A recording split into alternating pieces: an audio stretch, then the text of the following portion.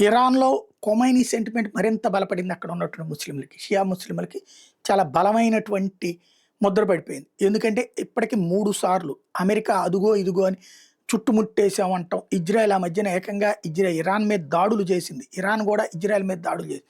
ఆ తర్వాత ఈ అమెరికా ఇజ్రాయెల్ చేత దాడులు ఆపిచ్చింది. ఇరాన్ ఆ తర్వాత ఆగింది. అంటే భయపడి వెనక్కి తగ్గింది ఇజ్రాయెలు, అమెరికా అయింది. అమెరికా భయపడి ఇజ్రాయెల్‌ని ఆపించింది. లేదా అమెరికా అవసరాల కోసం ఇజ్రాయెల్‌ని ఆపింది. దాంతో ఖొమైనీకి మరింత బలం పెరిగింది. మళ్ళీ ఉద్యమాలు ఇప్పుడే బలంగా పెరిగినాయి. ఇది రెండోసారి. అమెరికా అధ్యక్షుడు స్వయంగా మీరు ఎదురు తిరగండి, ప్రభుత్వ కార్యాలయాలు స్వాధీనం చేసుకోండి, మీ వెనకాల మేము ఉంటాం అని చెప్పాడు. దాన్ని నమ్మి ప్రాణాలకి తెగించి ముందుకొచ్చినటువంటి ఉద్యమకారుల్ని ఊచకోత కోసింది ఇరాన్ ప్రభుత్వం. దాన్ని కంట్రోల్ చేస్తాం, దాని సంగతి తేలుస్తామని మేకపోతు గాంభీర్య ప్రకటనలు చేసుకొచ్చాడు ట్రంప్. సీన్ కట్ చేస్తే ఇప్పుడు వెనక్కి తగ్గాడు.